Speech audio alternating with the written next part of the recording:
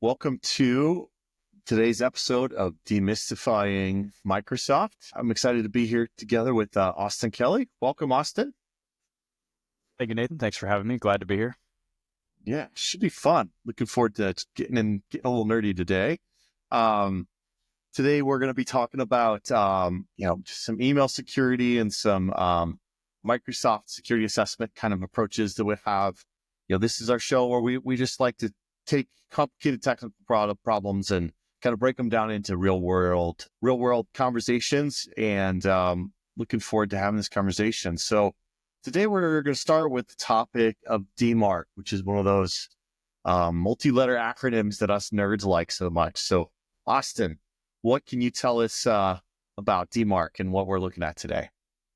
Yeah, no, great question. So for starters, DMARC stands for Domain-Based Message Authentication Reporting and Conformance. And essentially, really what that is just an email security protocol, right? And that's the design to protect email domains from unauthorized use, such as phishing and email spoofing. And we know that Google and Yahoo are enforcing DMARC policy. So if you don't have DMARC configured and in place, there's a chance that your email is not going to get to the individual that you're sending it to. And in today's day and age, that can be very effective, or it'll affect your day-to-day severely if you're sending emails and maybe you don't even know that the person you're sending to is not receiving them. So pretty important stuff to do. Yeah, absolutely. I think that call out about if DMARC is not properly configured, you may just not know that people aren't getting your emails. So if you've got a bunch of consumers in your business and you're trying to email invoices or newsletters or a number of things. I worked with a nonprofit recently that they had somebody who's supporting them on Gmail. They were getting none of their new newsletters because their DMARC wasn't configured properly, and they weren't getting bounces. They had to wait for somebody to say, "Hey, I never get emails from you." So it's really critical. I like to say DMARC is kind of the overarching rules for what your domain is allowed to do on email, right? It's this idea that a lot of businesses are sending from multiple sources, right? They're sending from Office 365. You're sending from, maybe you send invoices from QuickBooks. Maybe you have Constant Contact for marketing. You've got a ticketing system like Freshservice sending out tickets for, trouble tickets for your products. Maybe you get some internal reporting coming from a reporting platform. Those all are sending from different servers, and DMARC is kind of the overarching piece that says what's allowed to be done on your domain. It relies on a couple other products. Austin, what are those little other pieces that it's built on top of? We're referring to SPF and DKIM.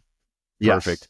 Absolutely. So the SPF, that's the sender policy framework, right? And that is just a way for the domain to list all of the servers that you can send emails to.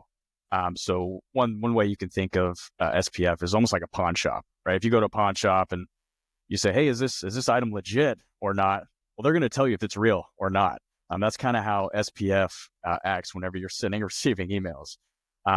On the other side, you have DKIM, which essentially that is the domain owner's way to kind of sign those emails from that domain. And it's comparable to a digital signature, right? So that digital signature is going to verify that the email came from that specific domain. Yeah, absolutely. I love that illustration of the pawn shop. I was not prepared for that. That's really good. It's good. I think it's critical. It's one of those pieces that, like you said, it's the list of who can send as me, and then it's a way for the receiver with the DKIM to take a look at that email and say, is this signature real? Was this digitally signed? And really important pieces.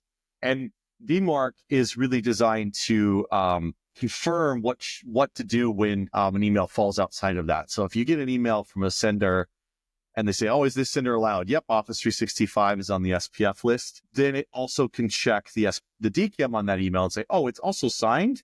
It really starts to build kind of that mindset of whether you have, how valid is that email, kind of the confidence that you have in whether this is a spam email or legitimate email.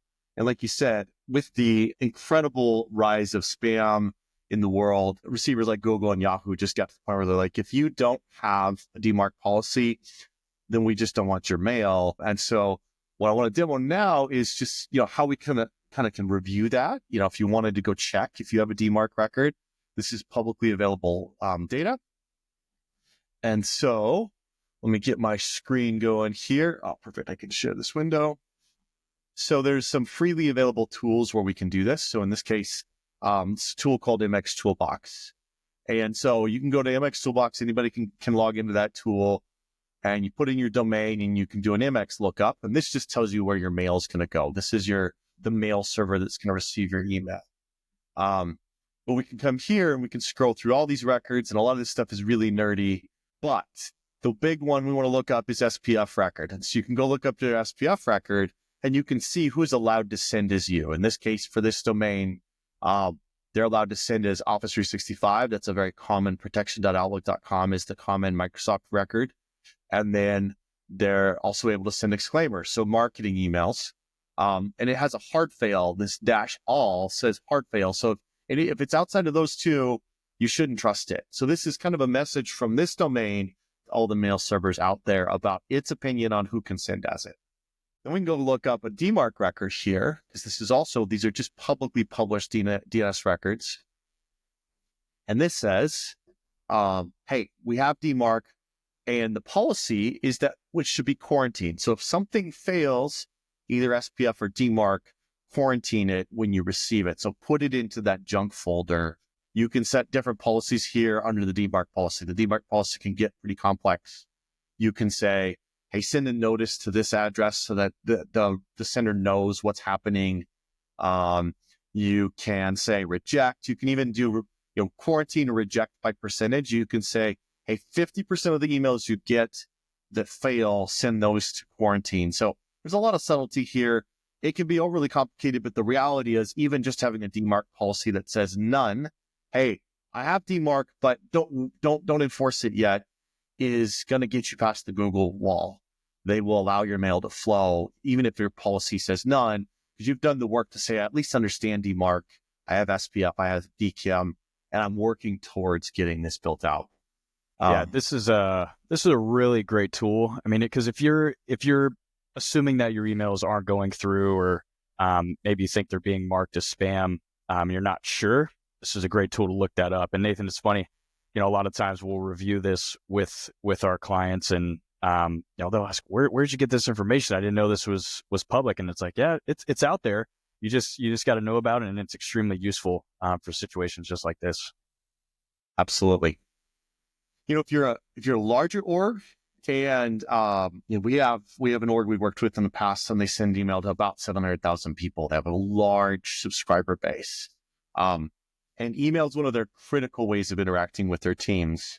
Then you're going to want to take it even a step further and build out a DMARC reporting tool, which we have access to some solutions for that. What those tools do is they take all those reports and they aggregate them into a report document, so you can see what kind of volume is being sent from which senders under your domain. And are they getting through? Are they signed? Are they passing SPF? Are they passing DMARC?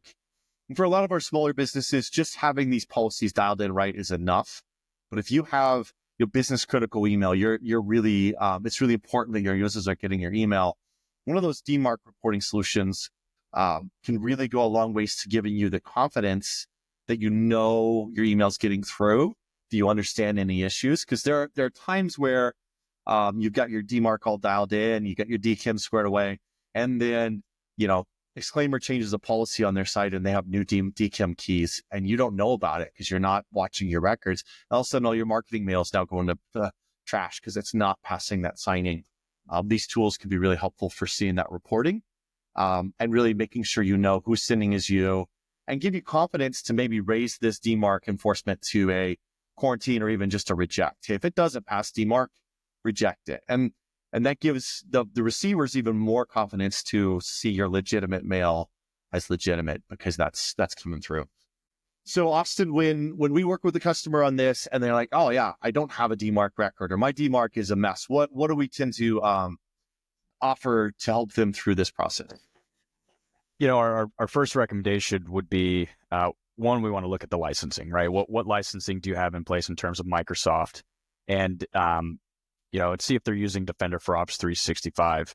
because Defender Office 365, that's the security solution that's going to protect your email, protect your SharePoint, protect your teams, etc. And one of the action items or deliverables that we complete during our Microsoft Defender configuration is, enforcing DNS, SPF, DKIM, and DMARC, right? So that's something we'll do on your behalf. And with MDO, you get, it reviews your safe links, the attachments. It does threat investigation response. There's anti-phishing, anti-spam. There's real-time detection. So more than just your DMARC and DKIM, you're getting additional security on top of that. That's really going to protect your organization and your Microsoft tenant as a whole. Yeah, it really covers the inbound and outbound email then. We're making sure your outbound email is properly authenticated. And then your inbound email, we're paying attention to these same variables on people sending us, right? Is there DMARC, DKIM? What's the likelihood of there being a problem with their email? The safe links technology is amazing. Where that link in your email, the second your user clicks on it is when it gets scanned, not when it's sent, not a week ago, but now at time of click, because it's a common attack vector where they'll send a clean link and then redirect it later to something that's got a payload. And so that Defender for 365 project is a great way to go. And as you said, we do cover DMARC as part of that. Make sure you're dialed in and able to successfully send to senders like Google and Yahoo. And they're not the only ones. Even Microsoft may not be hard failing if you don't have DMARC dialed in, but if you don't have a DMARC record, if you don't have DKIM, that automatically lowers your spam confidence level quite a bit on legitimate email. So it's really critical. Another thing we've seen recently is that even if you do fix your Google or your DMARC, you also need to then have that time with Google where you've been sending legitimate email and they start to trust you. They're slow to just go, oh, you fixed your DMARC, great, we'll let you through. They're very cautious on who they trust. So it's important to get it dialed in and to get some good legitimate mail flow and really train those filters that you've actually figured out your email security. So great opportunity to improve a really critical piece of most companies, interaction with their customers and their vendors. Awesome. Well, the thing we often, tie into this is our 365 security assessment. Austin, talk to me about why people are coming to us for 365 security assessments.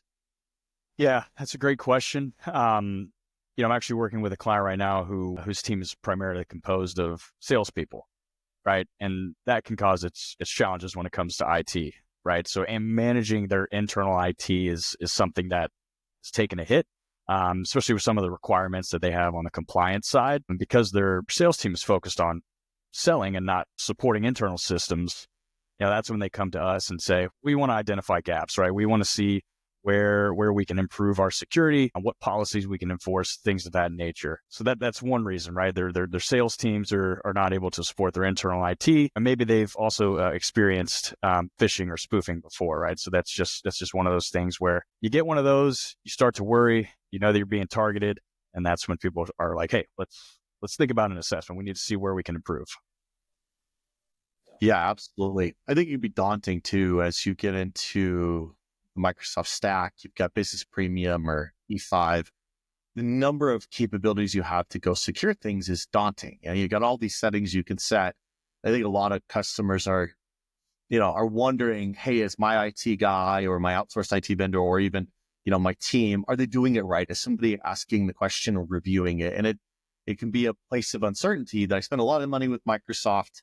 There's a ton of capabilities, but are they enabled? Is it turned on? Is it working? And so I think having that ability to go check on that goes a long ways for people. They really appreciate being able to understand if their posture is in a good place. Yeah, and I mean, security framework is a huge thing. Nathan, do you think it's helpful for businesses to align themselves with a specific framework? Does it depend on the industry? Like, what are your thoughts there? Yeah, I'm a big fan of these security frameworks that have gained a lot of popularity recently. Specifically, I really like the CIS framework, the Center for Information Security framework, and I think the frameworks are nice because, there's a question of what is secure. How do I know I'm secure? Okay, I know all the settings that can be set. My IT guy says he has it secured the way he likes it, but can I validate that against something external other than his opinion of what secure is?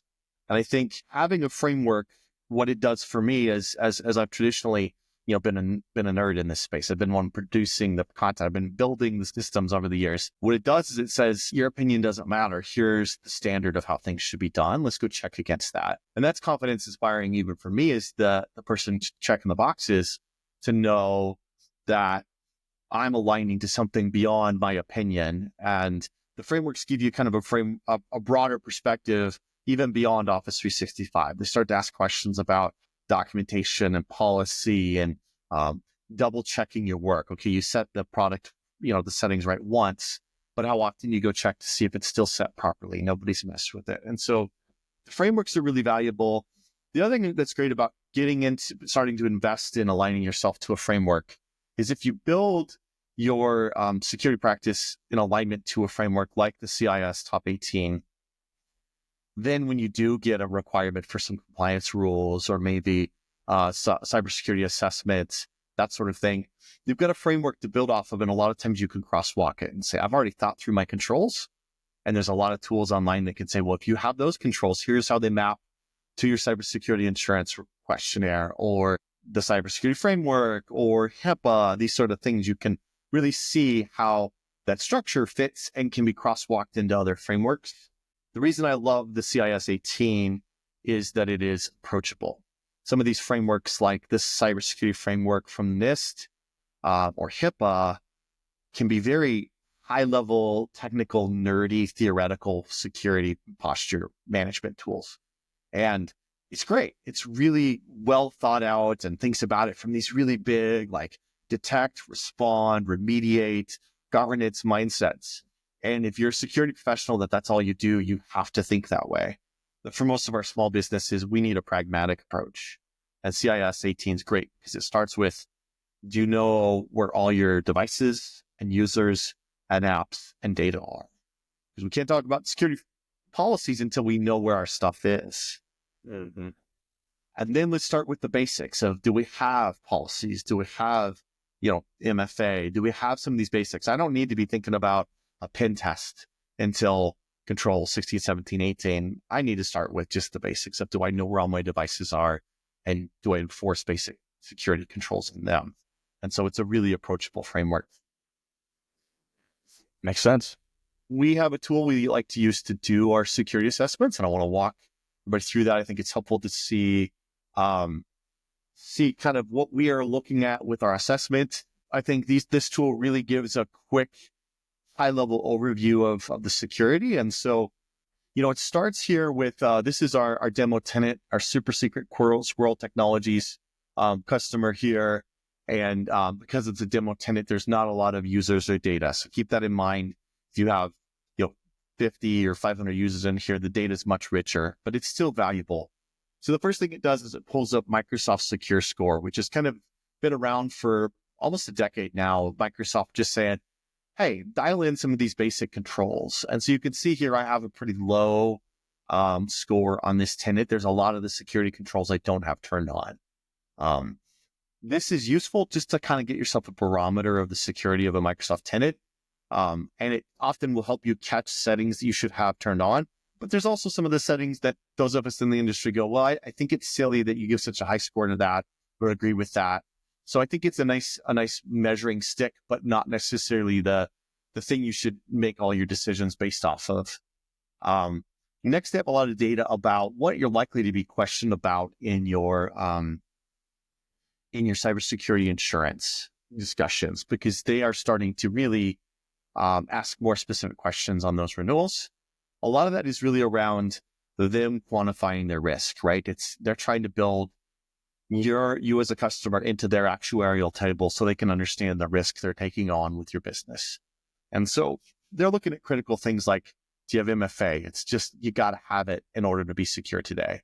Do you have a backup? If your data gets stolen or encrypted, can you recover? Are you patching things so you're staying ahead of 0-day flaws? Do you have not just antivirus, but EDR? And the difference is just antivirus is looking for, known payloads and executables and things that are malicious. EDR is more behavior-based and watching for, hey, this app I've never seen before is doing things that are consistent with threat actors. Are you doing security awareness training? Do you have a basic firewall on? Are you doing email security? So kind of full circle. So this is a high level, and we can click into each of these and kind of dig into those, but we'll cover that below. We have that CIS framework I talked about, so the CIS 8.1. The other cool thing about the CIS 18 is not only is it broken up into 18 different security areas, but it's broken up into implementation groups. So the idea is start with IG1, implementation group 1, do the basic controls on there, then move on to IG2 so you can raise your security posture over time to a much more secure level, but you don't have to go implement all the controls all at once. And this gives you a nice baseline. And I think this is also nice for doing some historical analysis. Hey, we went and did a review. We improved a bunch of stuff. Look where we've grown our secure scores here. Microsoft has also created some security baselines now. And so we can go look at our status here. I think these are a little bit more actionable than like the secure score. Secure score is kind of a high level. I always think of secure score as Microsoft saying, here's the features you have and have you enabled them.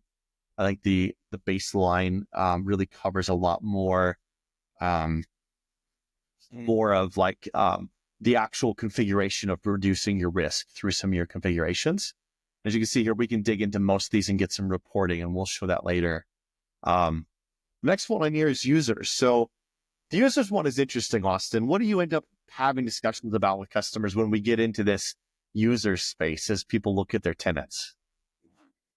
Yeah. With Microsoft licensing, it can get pretty complex pretty quick in terms of, what do you get with licensing? What size mailbox? What additional compliance identity features do you get? So one thing we really look at is the licenses that you're using, right? And a lot of times businesses may be over provisioned, or maybe they're underutilizing their licensing. What I mean from that is, with Business Premium, you get Defender for Office 365. Is it configured? Do you even know it's included, right? Additional things like, users that may be dormant, maybe they haven't logged in to their account in quite some time, or maybe you have a shared mailbox that's licensed, right? Shared mailboxes don't need to be licensed. So there's a lot of things that you can look at and adjust to make your business more efficient, as well as your licensing to save costs.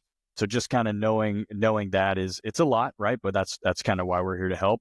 But yeah, there's just a whole lot to digest, and optimizing licensing is one thing we're big on. Yeah, I agree. I think what's great about this process too is sometimes it's hard to pull this data together quickly in the Microsoft portal. You got to export PDFs and Excels and go look in this portal and that portal. This tool does a really good job of pulling all that data in one dashboard and into a couple tabs in a spreadsheet. And I think that's really helpful. It's pulling out MFA data. It's talking about even the different strengths of MFA you can use. We don't really want to be using SMS MFA anymore. It's, T-Mobile gets hacked on a weekly basis. So your SMS through T-Mobile is just not that secure. It's not that safe. We had a recent article about how a certain foreign entity may have had access to the core telephone system in America for a long time, which means they could have intercepted any MFA tokens they wanted. So there's a lot of really good data here for really pragmatically improving your security. And like you said, cleaning up those old inactive users, dormant users. Here we got one here, hasn't logged in 255 days. Threat actors love those accounts because it gives them a place to just kind of live in the environment as a entity and just watch and listen and learn. And so killing off those inactive accounts is a really critical step in tightening up your security, and will be often in any sort of security assessment. Hey, are you cleaning up your data? We're back to email. So Austin, talk us through what you're seeing here and how that fits with our Defender for Office 365 product to dial all these features in. Yeah. So, like I said about Defender for Office 365, the first thing we kind of do is a discovery session, right? To see what's currently configured, what's not configured. And there are a variety of policies within Defender, right? There's the spam filter solution. There's the anti-phishing, anti-malware.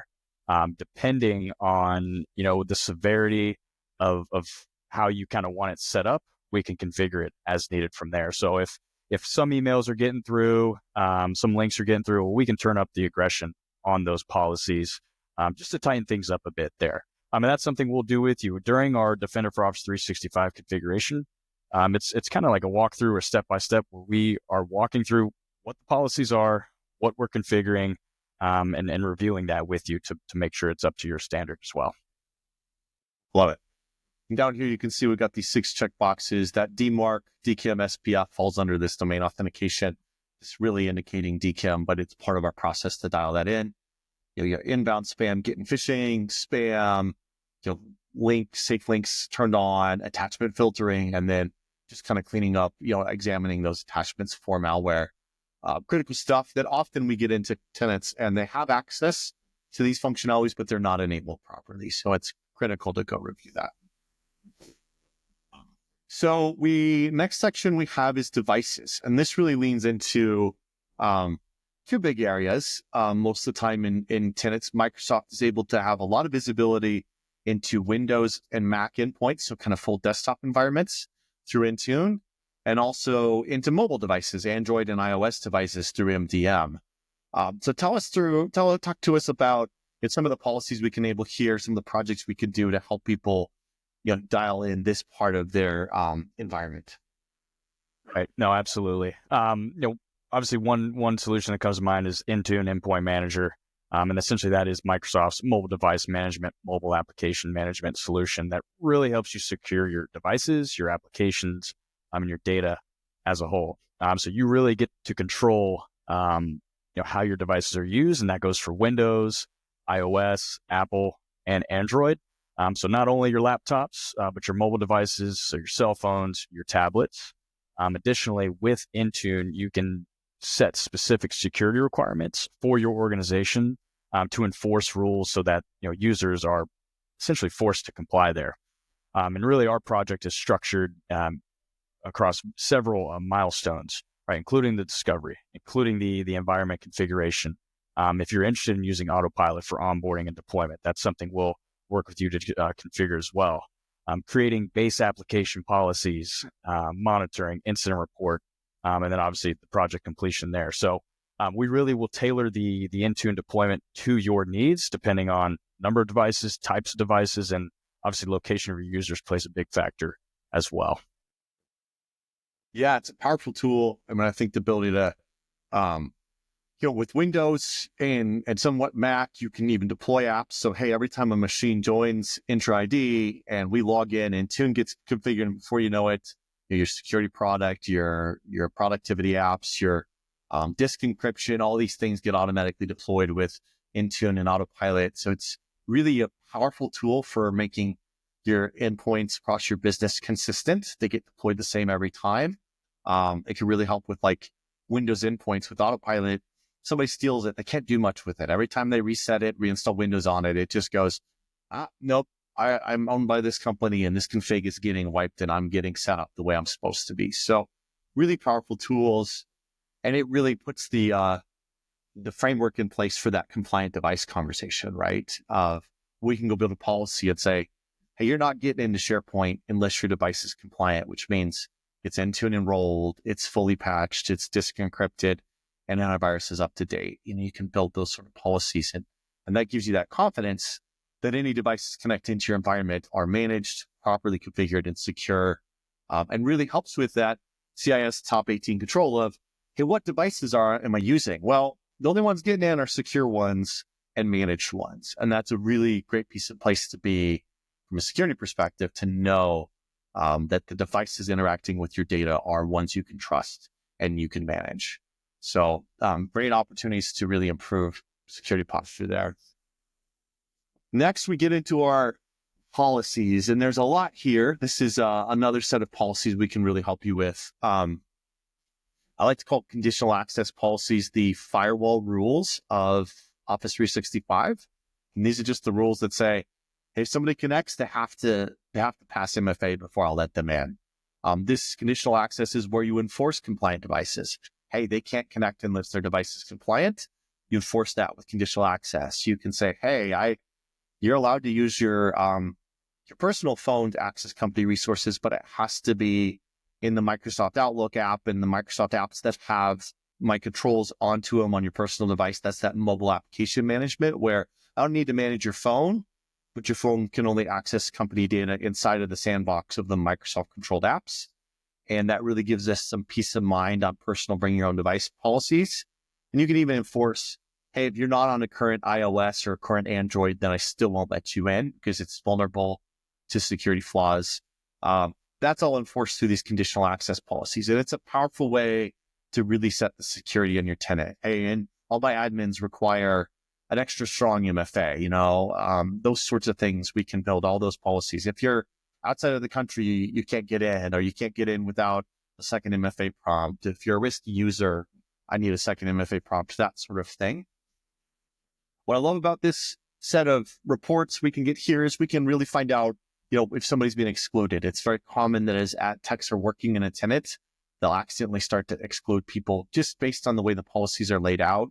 In conditional access, it can be confusing. Every once in a while, it'll pop up a prompt and say, are you sure you want to do this, or should you exclude yourself? And before you know it, the admins exclude themselves from an MFA policy, and you've got a security hole. This really gives us some visibility into that. And so this is a great way to dig in here and really start to understand the policies we have and how they're being enforced and who's involved in them.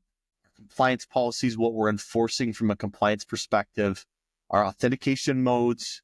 We talked earlier about how we really would love to get all of our customers to a place where we move away from SMS. The Microsoft Authenticator with, number matching is the way to go, because we can get it to where you're not vulnerable to either somebody stealing your phone number or stealing that token, or even kind of some of the fatigue attacks where they just send you the approve attack, and eventually you accidentally hit approve and you let them in. Better on Microsoft Authenticator number matching setup really puts your users in a more secure spot from an MFA perspective.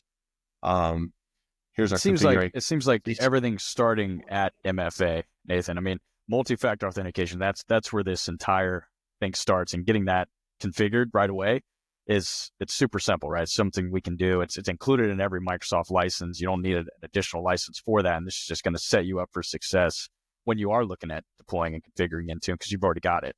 Yeah, I completely agree. And for me personally, it was about 5 years ago when we had a customer that got compromised, and I was looking through the logs and I could see where they were getting brute forced and then they got in. So they were trying password, and they got in. And there was no MFA.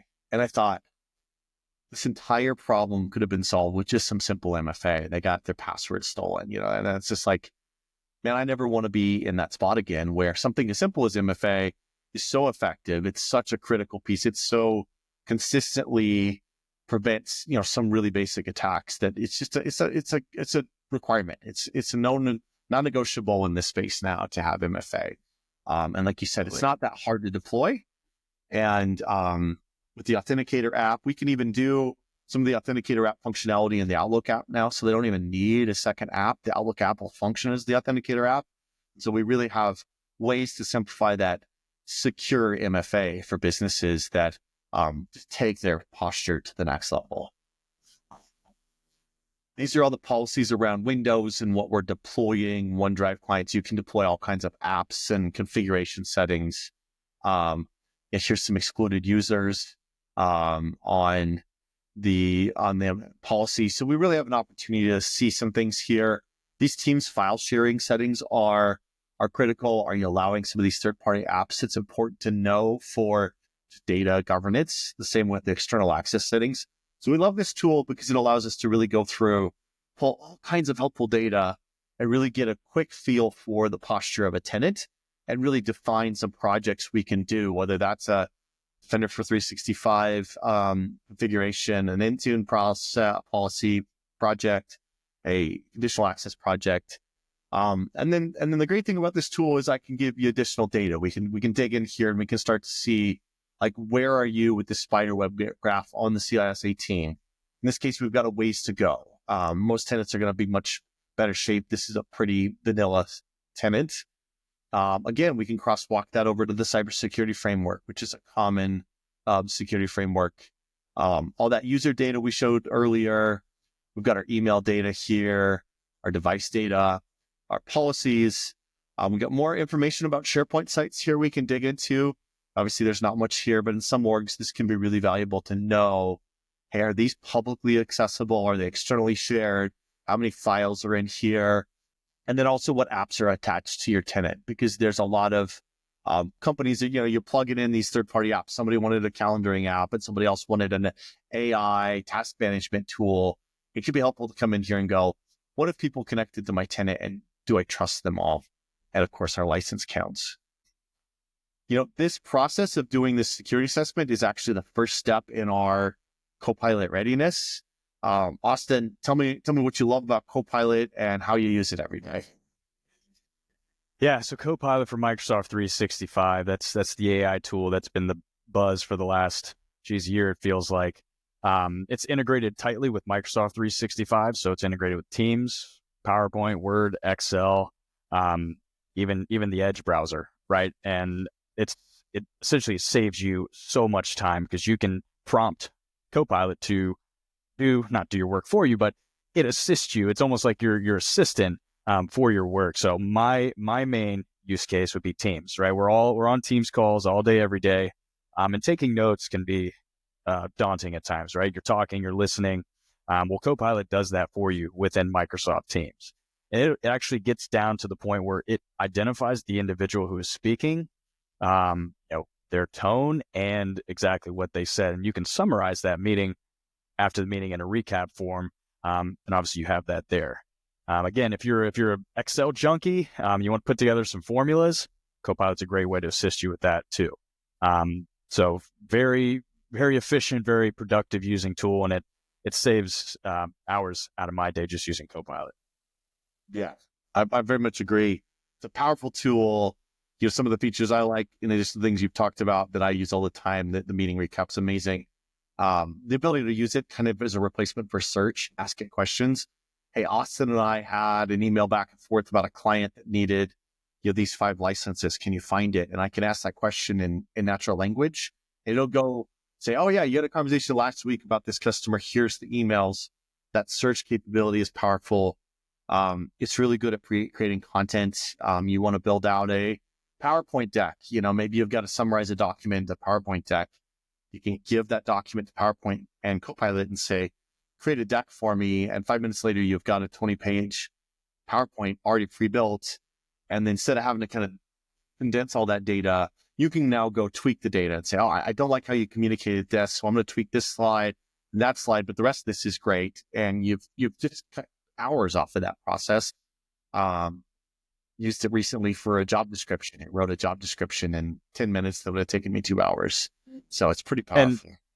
And the great thing about Copilot is it kind of learns tendencies and habits of the user. So it kind of conforms to how you work on the day-to-day. And again, prompting is another topic too, but it also depends on how you're asking it, what you're asking, and kind of the dialogue that you're using. But super, super powerful tool, very intelligent. And yeah, to what you said, Nathan, Outlook is another great one, right? If you are looped into an email, let's say a few days after the fact, nobody wants to read through 10 or 15 emails, right? So you can just summarize what has been discussed and gives you a bullet point. So makes your life a lot easier trying to get caught up on in those emails.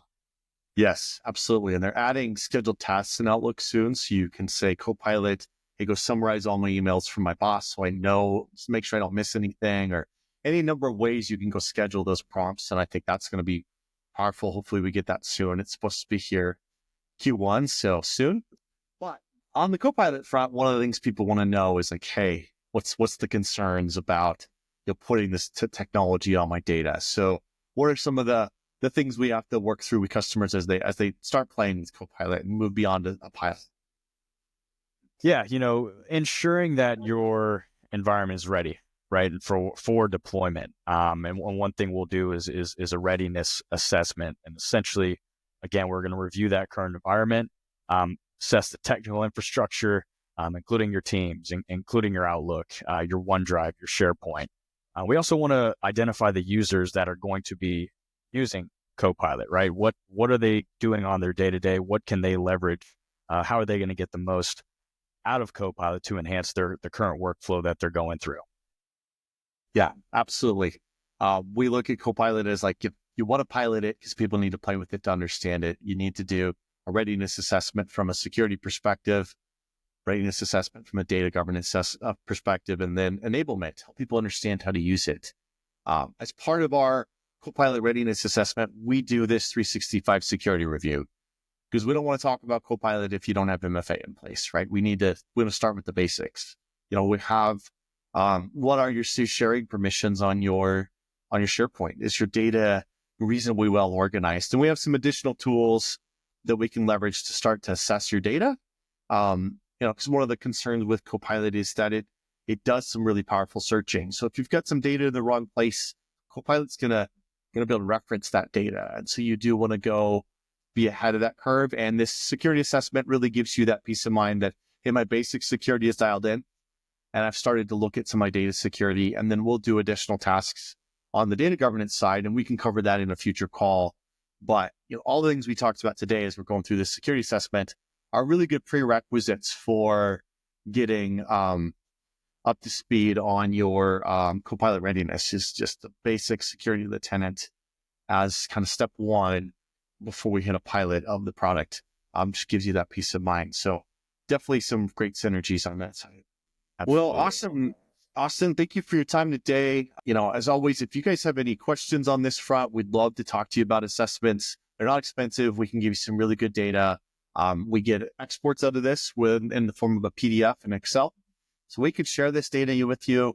We will share it and then recommend, improvements. But it doesn't take long for us to give you a really, really good 365 assessment. So if you're concerned about whether your tenant is secure, you're getting your money's worth out of your Microsoft licensing, do you have all the features enabled, hit us up and we'd love to help you with the 365 security assessment. Hit our sales team up, or if you're an existing customer, reach out to your client success manager, and we'd love to walk you through this and just show you some areas where you can raise that security posture for your company. So, absolutely, Nathan. I've heard the saying sometimes too much data is too much data, right? But you can't have too much data when it comes to security. There's just so many gaps and holes out there that we're unaware of. So the more you know, the better off you're going to be. And kind of what you showed with our solution there, it's a lot of data. There's a lot of analytics that is very useful.